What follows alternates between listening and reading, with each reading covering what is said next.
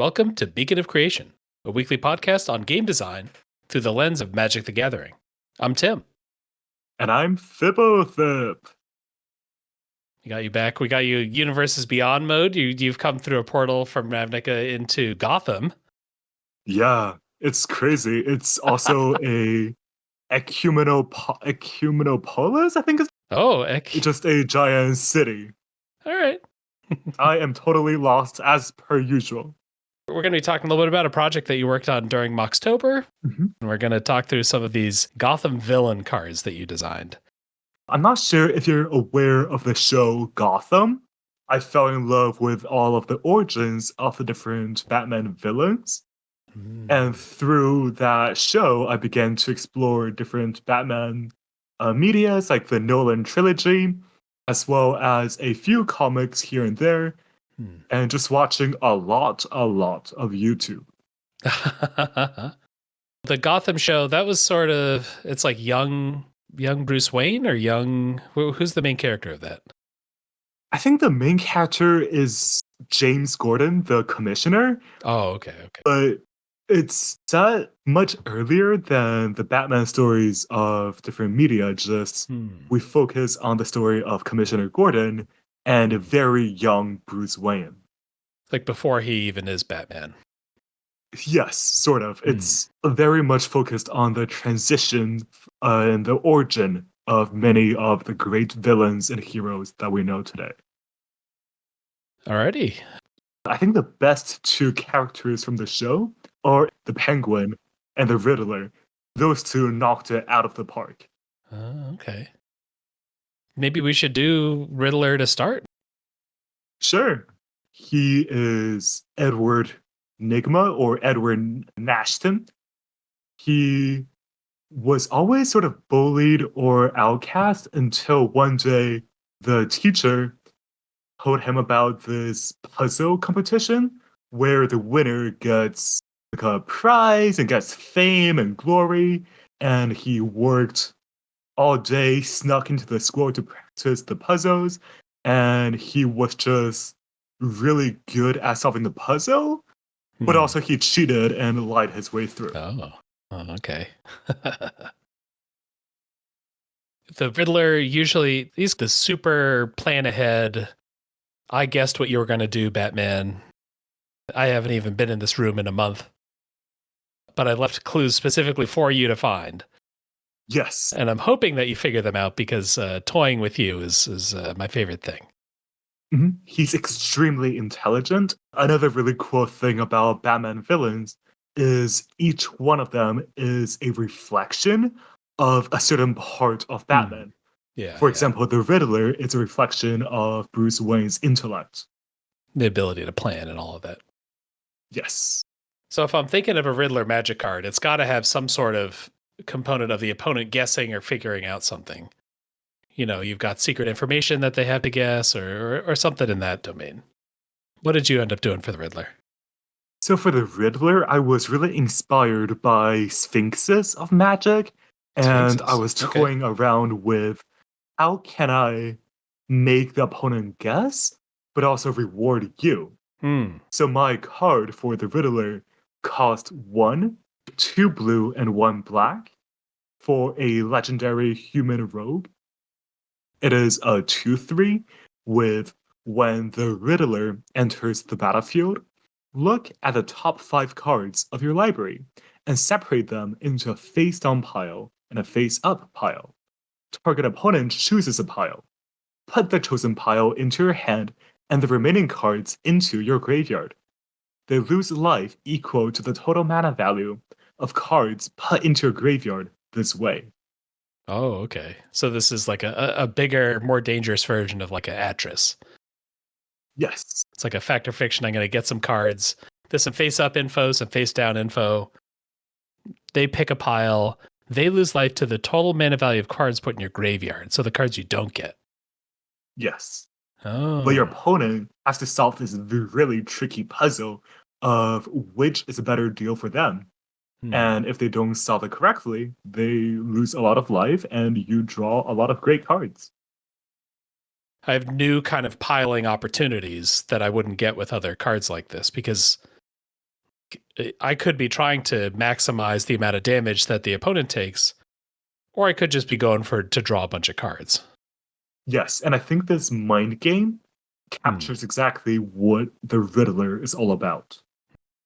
The life loss pile, that's some technology that's got a lot of potential. Mm-hmm. You could maybe tune this up further where it becomes even less about drawing cards and even more about just tricking your opponent into causing their own doom.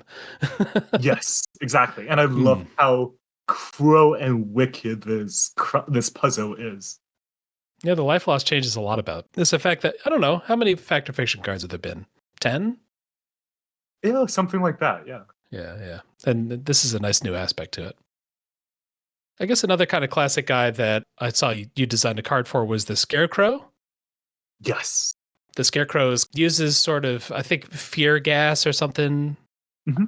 Some sort of chemical that like makes people really susceptible to suggestion or fear or something like that, combined with like a really creepy mask to just scare the crap out of people. Exactly. So Dr. Jonathan Crane was a psychologist at this great university who was obsessed with studying fear. He was conducting some experiments, which unfortunately was not ethical, and he was fired. And then he donned the persona of the Scarecrow. What I'm expecting here is that this is not going to be a raw power card. This is not a big burly guy. This is someone who's manipulating other people into doing something. That's what I want to see out of a Scarecrow card. Yes, exactly. All right. This is another Dimir card, actually. We've got 1 blue black, so 3 mana for a 1/3. And then it has this first clause here. Whenever one or more creatures with fear attacks, the Scarecrow connives. Connive being from Duke of Penna. And then tap target creature with power less than or equal to the number of cards in your graveyard gains fear until end of turn. Goad it. It's going to connive, so eventually it'll get a little bigger, hopefully. And then this tap ability, I'm going to give something fear and goad it.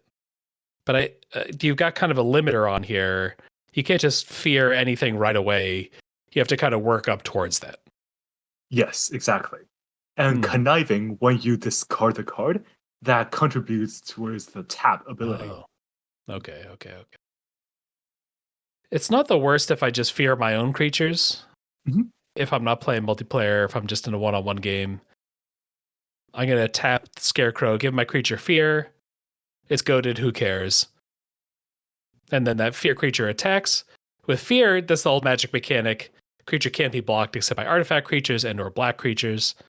I think you're using fear just for the connection of the fear toxin, the like famous Scarecrow thing. Yes. So a lot of the canon magic cards with fear shows them being intimidating or menacing, but it was just a much older evasion mechanic. However, with my card, not only is it a reference to the fear toxin, it's also a way to show the Scarecrow scaring and causing fear onto others. Going back to my previous point about how every single villain is a reflection of one part of Batman's identity. The Scarecrow reflects how the Batman uses fear to inflict, fear into the hearts of criminals. But the Scarecrow as a villain does it to heroes and normal civilians. Yeah, one of Batman's tools is sort of like, I'm up in the rafters and I'm going to drop down and grab one of the bad guys. And then everyone else is like, where did that guy go? And then they're all scared. Yes, exactly. Scarecrow's doing it with a chemical boost more so than with I don't know, stealth, but yeah, the same sort of vibe. I guess that's sort of like Batman mirror thing is a good way of I don't know, just like acknowledging or incorporating that a main character in a comic book series that goes on for 50 years is going to have like every personality trait at some point. True. Well, he's smart. He's handsome. He's rich. He's a martial artist. He is good at technology. He's a good driver. He can use weapons and gadgets. Like there's all these different things because, over time, we got to give him more stuff to do. And so we got to have bad guys that also can reflect different portions of that kind of superhero suite. Yes, exactly. So going back to the Scarecrow card, we don't need much more to enable Scarecrow. I probably don't need more than 3 or 4 cards early and more than like 7 cards late, which is obviously like very achievable for a Dimir deck. Yeah, just overall, I'm really happy with how this design, the two parts just interplay together really well. Yeah. The next villain is my personal favorite, Bane. Bane is born in a prison and through self-determination, through perseverance and coming all obstacles, becomes this incredibly jacked and incredibly tactily intelligent superhuman. This was a kind of a 90s villain in my memory. I probably was like a teenager or something when I remember learning about Bane. You got to imagine the 90s comic book look of just like humongous shoulder muscles, humongous chest. Bane was definitely born out of that art style. Yes. Mm-hmm. Maybe not always, but Bane often has like this goop or something that like injects into him to power him up. Yeah, it's called Venom. Oh, Venom. It's confusing with other comic stuff. Yeah. Venom is sort of like a steroid, but for comics. Yeah. Yeah, yeah. And it's cooler looking. He's got tubes in his back. And it's green slimes. We all love green slime. Yeah. It's cool. It's the cool Image comic style to me. Veins popping everywhere. I think Bane also makes for a pretty fun like video game character because you have sort of the built-in second phase of the boss. You're fighting him normally, and then now, phase 2, he's going to hulk up to be like twice as strong. Yes. And then probably the most famous thing about Bane is that like he had a showdown with Batman where he actually like paralyzed Batman. Yes, exactly. A lot of the villains don't really affect Batman much. However, since Bane's inception, he was designed to be the one who breaks the Batman. Alrighty, yeah. And so we're expecting something that's like going to be pretty brawny, maybe gets more brawny over time. I think of monstrous as like a keyword that would fit Bane pretty well. Going from one level to an even higher level, that's more frightening. But what did you end up with? Bane is a black, red, green 3/3 human warrior with haste. Whenever Bane enters the battlefield, he fights target creature you don't control. Whenever a creature dealt damage by Bane this turn dies, put 2+1/+1 counters on him. Oh. You have to be a little opportunistic with Bane. This is not just like a 7/7. We've got a 3/3 here. If you deploy it just right, you see a 2/3 on the battlefield or something like that. You catch Batman when he's weakened. Maybe you deadweight Batman first in Magic terms. Bane comes out, fights target creature you don't control, gets bigger, and then has haste so they can start dealing some damage right away. Yes. But you got to pick your spot. You're not going to win right away if you just try to flop the card down. Not only is he really physically menacing, his mind, because of all the books he read in Panadura, just allowed him to have superhuman intellect and martial prowess. And because of that, the ETB effect is a must. It's not a you may have him. He will fight, but you must play it strategically. Yeah. And that's pretty cool. We got Jund here. If this is your favorite character, you must have a reason that you win Jund. I view him as a sort of social Darwinist, but also wants to inspire hope, but a sort of twisted hope in the Gotham Knights. If he can rearrange society a little bit, then everything's going to turn out great. Yeah. So he's sort of Vorinclex-like in the sense of he believes that power and might and just absolute merit is the way to go. I've been watching the Harley Quinn cartoon the last couple months, which is more of a comedic take on all the characters. He has kind of an extra component to his character in that cartoon that, he's this big, overwhelming, powerful presence, but he also like, if someone really talks down to him or something, like at the right time, he's just kind of like, oh yeah, okay, yeah, I guess I'll do that. Maybe it's the survival of the fittest element where he tries to be the biggest, and if he fails to be the biggest, he just kind of accepts it. But someday, I'm gonna get big enough again. Yes. Yeah. Mm-hmm. Bane's cool. He's big. Mm-hmm. You got a couple kind of fun ones in here. Do we want to maybe talk about Eraser? Yeah, sure. For my project, because I needed 31 villains to stretch beyond just the really iconic ones like the Penguin, Poison Ivy. So I watched a lot of different YouTube videos about really obscure and weird and unknown villains. So one of the ones that I found was Eraser. His entire shtick, his entire gimmick is cleaning up after the crimes of the villains in order to not leave any evidence behind. Oh. It's like a fixer, kind of helping other villains by masking their tracks. Yes, exactly.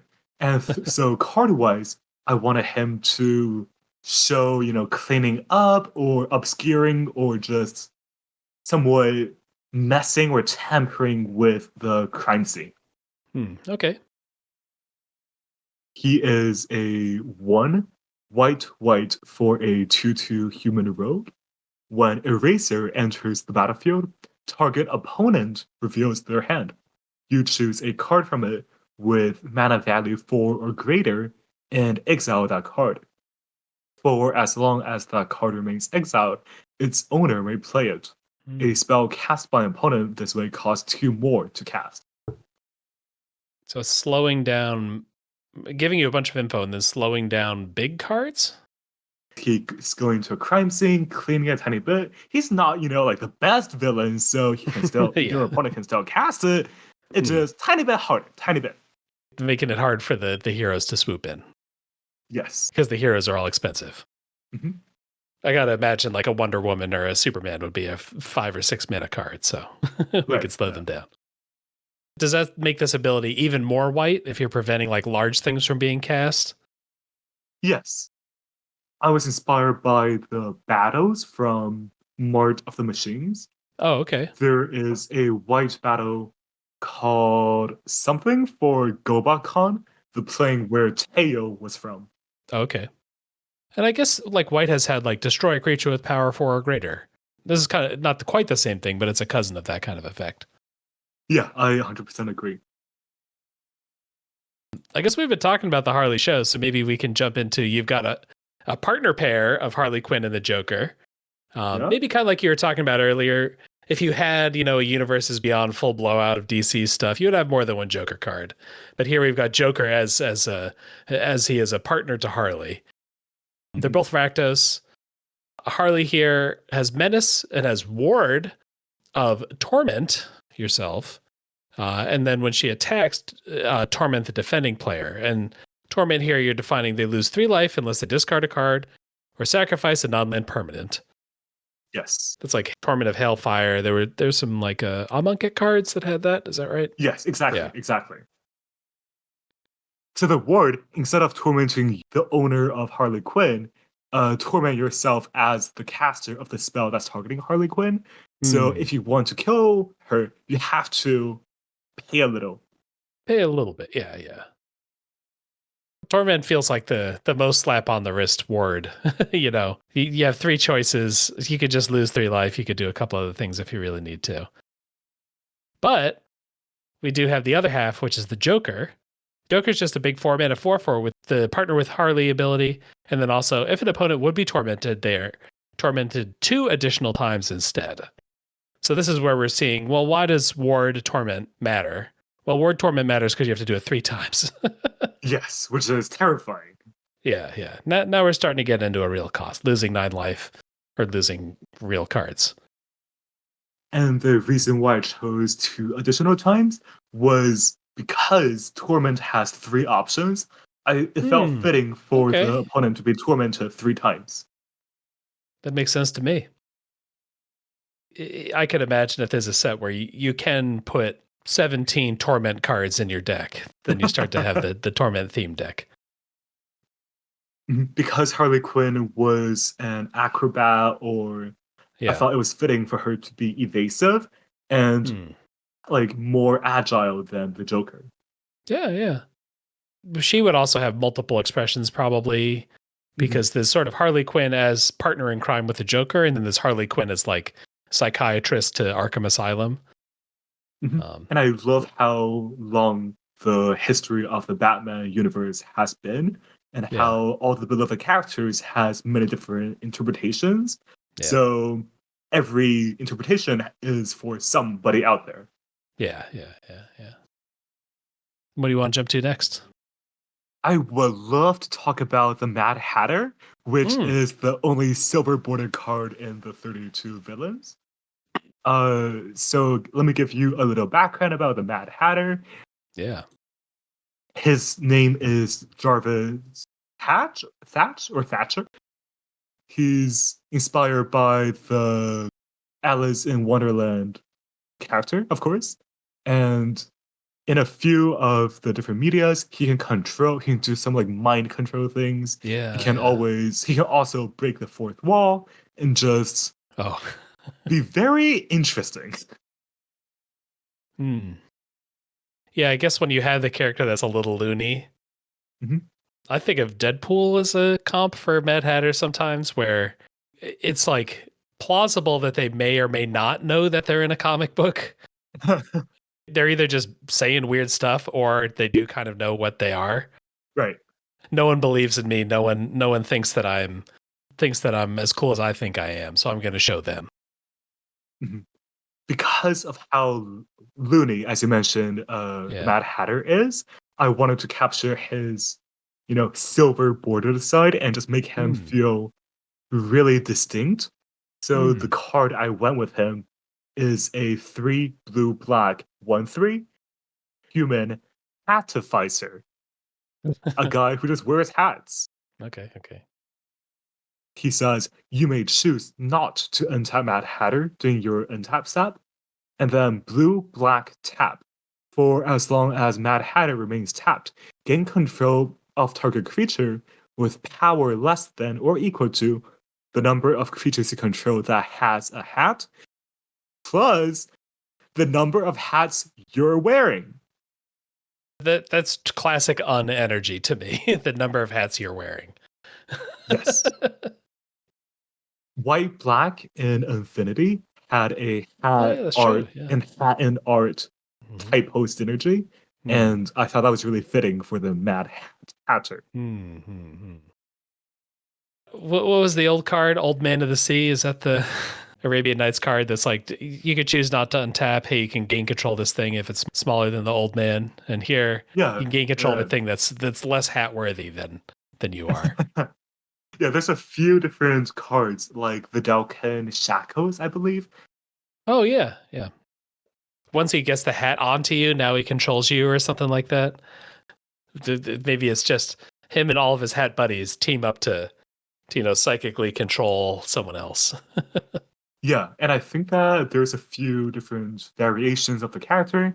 Yeah, yeah. And in Gotham, the show I was referring to earlier, Oh yeah, how he yeah. controls people is both through just like hypnotization and through Hmm. using words and being really wise in the way he crafts his speech, as well as through the psychoactive tea at his tea parties.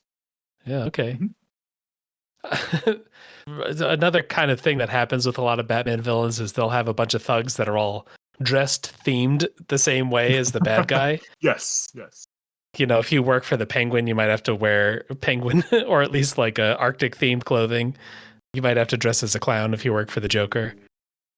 Mad Hatter, yeah, you're probably putting a hat on. Yes, and I know that a few of his henchmen are Alice in Wonderland themed. For Yeah. example, Tweedledee and Tweedledum are two Hmm.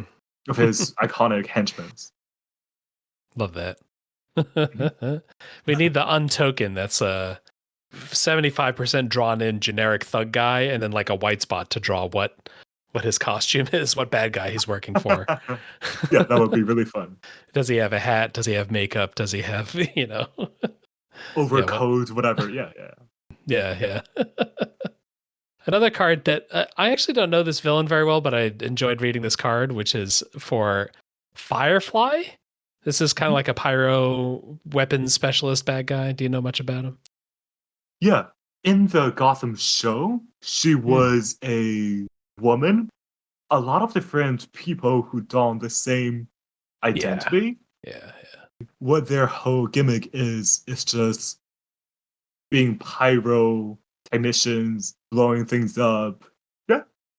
Just having flamethrowers, napalm, whatever Just else you having got. fun with fire. Exactly. Yeah. We've got 1 red, so 3 mana for a 1/1. It has flying, prowess, and haste. The prowess is really key because the trigger here is whenever Firefly deals combat damage to a player, exile up to that many cards from the top of your library. Until the end of your next turn, you may play those cards. So the prowess here is like kind of key. What I want to hit for a couple damage, exile a couple cards, and then next turn, cast all those exiled cards to get my power back up to hit again to get a couple more cards exiled. I have to be casting spells to kind of get this off the ground. But once I do, it can have a really good pace. I can be getting 3 or 4 or 5 cards to choose from every turn and cast the best 2 or 3. Yes, exactly. And I think that really plays into her ability to just, throw fire around, be a really adept artificer, and just, have fun with fire. I think the other piece I kind of appreciated is like it's an equipment-based character thematically, and it plays like okay with equipment. It doesn't say equipment on there, but if you you get 2 extra power out of an equipment on Firefly and they're 3/1, well, you cast that equipment, so maybe it's a 4/2. You got your prowess trigger. You hit for 4, you see 4 cards off the top. Maybe you spend some more mana to cast something this turn. Oh, next turn I got some spells left. Let me equip another thing. With Firefly, I'm imagining her to be sort of feather-like, where you're just casting a bunch of cantrips and things, where you get to boost her up, attack for more damage, draw more spells, and just go out of control. Yeah, it keeps the cards flowing. This would have the weaknesses of other kind of mono red commanders that you sort of have to pack in a lot of small ball spells in order to trigger things enough times. But all the card flow means you can at least find the best ones. You can at least, look at 5 cards a turn and pick the 2 best cards every turn to play. Yeah. All right. What else you want to bring up here? Solomon Grundy, which is a character named in a English nursery rhyme. So his entire shtick is being a undead, writhing mass, sort of, who just comes back stronger and stronger every single time. My impression of Grundy is like just bad things happen to him all the time. It's kind of he just has like a rough deal in life and just keeps going on. He's just still there. Yeah, which is unfortunate, but it is an excellent villain. Card-wise, I made him a 2 black 4/4. When Solomon Grundy is put into a graveyard from anywhere, put 2 +1/+1 counters on him. Counters remain on Grundy as he moves to any zone other than a player's hand or library. And you may cast Grundy from your graveyard if 3 or more creatures died this turn. When it's put in the graveyard, put counters on him. Useless, normally. But then he has a built-in clause. You can cast him if 3 or more creatures die this turn. That's like a decently high bar, 3 creatures dying. Like, even if you're like some sort of Golgari sack deck or something like that, you got to work a little hard to get 3 creatures to die. But in exchange, you get like something that starts as a fairly large creature. So this card was inspired by Skullbriar, which is a commander card. However, I wanted all my cards to not only be functional as commanders, but also in 1-1v1. I wanted to still be functional. Yeah, Skullbriar is kind of it was a pretty striking card when it first came out, this idea that I'm going to keep counters as they move around. But it also starts as a 1/1. It doesn't grow very quickly itself. It grows one at a time itself. It's more about like, how can I be over the top and kind of crazy and abusive with the card? Whereas Grundy's giving you a more fair deal. It's like I start kind of big, I get kind of bigger every time I go to the graveyard. The clause to get me out of the graveyard is, kind of tough. Right. I'm personally not the biggest fan of combo decks. I'm more of a, quote unquote fair kind of deck enjoyer. Yeah. So this is much more my cup of tea. Alrighty, yeah. Kind of like Bane, he's just like big. He's just drawn huge. Yes. So it would be kind of weird if he had to start as a 1/1 or something. That's a little too small to give him. Yeah. I think the last of the villains here that you've got is Carmine Falcone. I'm sure some comic has given him superpowers, but normally it's depicted as kind of like a Godfather sort of bad guy. Yes. Untouchable by the police. When we're in Detective Batman mode, when we're solving like ordinary murders, Carmine might be behind it. Mm-hmm. There's some more grounded and gritty villains like Carmine Falcone. Yeah. It does make the Riddler, I think, a little bit cooler when the Riddler is like operating within normal laws of physics and stuff. I don't know. It makes it more of like a crime thriller more so than like the absolute goofiest thing you've seen. Yes. For Falcone, what I wanted to capture was him, bribing and just having connections all over the place. So for him as a card, I made him 2 white and black for a 2/3 human rogue. Whenever a player attacks one of your opponents, that player creates a treasure token. Whenever you cast a creature spell, if mana from a treasure was spent to cast it, you draw a card and you lose 1 life. And so whenever you attack one of your opponents, or one of your opponents attacks one of your other opponents, they get a treasure. Yes. Yeah, so I am giving my opponents like a little bit of a reason to attack around a treasure token. Mana is really appealing, on turn 4, 5, 6, 7 in a commander game. Even just 1 treasure is enough for me to send this 4 damage somewhere else. Right. Yeah. Once a big bad guy comes for him, once a Joker is after Falcone, he's like he's not gonna have a good chance against like a supervillain. But until we get to that stage of a game, until it is that intense, he has got Falcone's got a lot of sway. Yes. So both effects play into the, bribe, corruption, politics sort of vibe. The first one is a very political effect. And then the second effect is whenever you cast a creature spell, if you kind of bribe it, you get to draw a card. It kind of works on its own. It supplies a little bit of treasure and can use a little bit of treasure. Or if I want to build the treasure deck, well, I'm almost like every creature spell I cast does something about treasure. And so now I get more treasure to cast more creatures, to draw more creatures, to cast more creatures. I can have enough little treasures to try to chain off a lot of creatures if I want to make the treasure mobster theme deck. Yes, and I think that's really flavorful for him as, the kingpin of Gotham. Yeah, and you could imagine this would hook into more cards. If more cards existed in this universe, thugs and whatever are stealing treasure, they're paid by treasure, those kinds of themes would fit well on more than just 1 card. Alrighty, yeah. That's like a nice satisfying pack of cards here. I think you said you had a surprise though at the end here. Yes. There is a surprise villain. So he is also a silver border, and his name is Calendar Man. Oh. He is themed around committing crimes around holidays. Because this is a project I made in October, I wanted Calendar Man to be the final villain. He appears on Halloween. Effect-wise, he is a 2 black 2/2. When Calendar Man enters the battlefield, target creature you don't control gets -X, -Y until end of turn, where XY is today's date. All right. I think the funniest part about this is if you play this in different countries, you get different effects. Yes, play this in America. Yeah, it's much better at killing creatures in the US. Though I guess maybe more variable within a month because it goes from just a -1 to a -30 all within 1 month. Whereas if you just Right. play it towards the end of the year somewhere else, in Europe or something, you've got a kill spell no matter what. True, true.